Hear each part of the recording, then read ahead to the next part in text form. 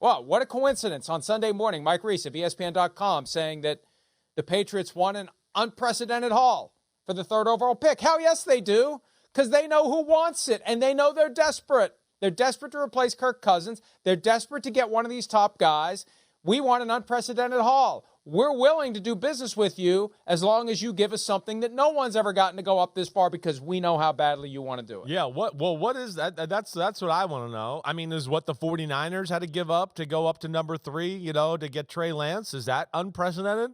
Right? Does that classify? I mean, damn, that's pretty good. Well, it's got to be more than that. I guess. I know. It's got to be more than that. It's got to be better than that. Wow. I mean, that's strong, right? I mean, I don't know if I feel like you're going to do much better than that right there, right? I mean, swapping of this year's first-round picks and then getting 2 other picks on top of that, a second-round pick, and am I missing something else a part of that trade? I think that was about it. And a round 3 pick, Here's what it was. Here's what it was. 49ers had the 12th overall pick in 21. They added a 2022 first-round pick and a 23 first-round pick to go up to number 3 overall. The Vikings have 11, not 12. They have 11 and 23. It's not a first-round pick next year.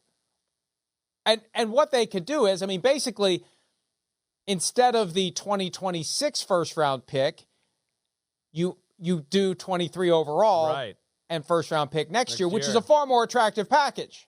That's a more attractive package. Yeah. Because you're basically swapping out a first-round pick 2 years from now for the 23rd overall pick this year, as the Patriots are trying to reboot their roster. So, look, they could paint that as a win. 11-23 and a first-rounder next year plus a third-rounder is a win. Here's the question. When the phone rings, are they going to ask for the other JJ? Are they going to ask for Justin Jefferson? And what are the Vikings going to do? Now, I don't know if the Patriots want him, because you're ultimately going to have to pay him. I wrote about this over the weekend. Whoever acquires this guy, if the Vikings don't keep him, because I said last week pretty strongly and firmly, and I still believe this, if you're not going to pay him, trade him to someone who will. It's got to be someone who will. And I don't know that meets with the Patriots model, Chris.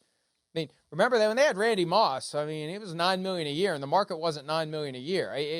I don't see them giving $30 million plus per year to Justin Jefferson, especially if the quarterbacks are Jacoby Brissett and Bailey Zappi. I agreed. And again, they need multiple players. They need lots of stuff.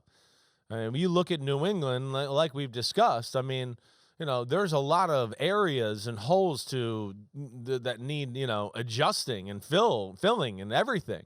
I mean, they're a team that's, not sitting in a pretty spot right now.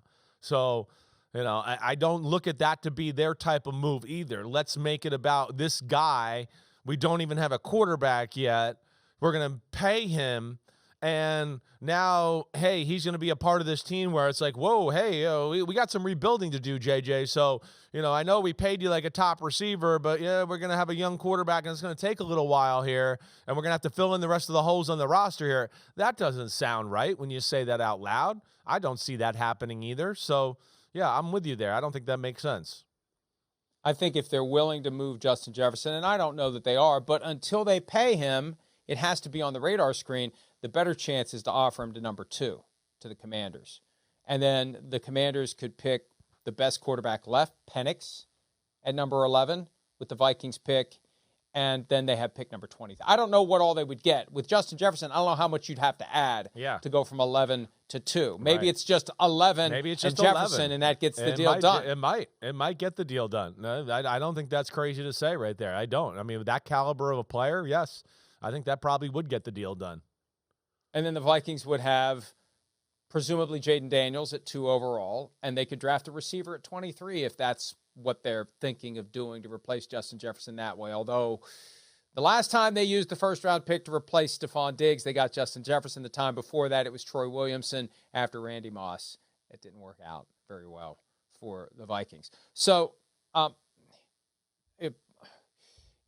again, let's not get caught up in the actual slot. It's the player. You're trading for the player. And that's what makes it different this year. And that's why the Patriots, I think, are posturing even more. Right. Because if it's a better player than you ordinarily would get at number 3, especially when you look at what happened with Trey Lance. If it's a better player, you want more. But it's still a crapshoot. There's still no guarantee. No. That's the other side of it. No. There's no guarantee that one guy is going to be great. So if you can get other guys, other picks, other opportunities to improve your team, at some point, the Vikings put enough out there. But, Chris, I just interpret this all as the Patriots will do it for the right price. This isn't like the Bengals 4 years ago when it was like, don't even bother calling us Miami Dolphins. We're not giving you the first overall pick. We don't care what you offer. Yep. The Patriots will say yes to something. I think so, too. But this little, kerfuffle with Washington and Jaden Daniels and the fact that Jaden Daniels might be on the board, I think maybe makes them think about it.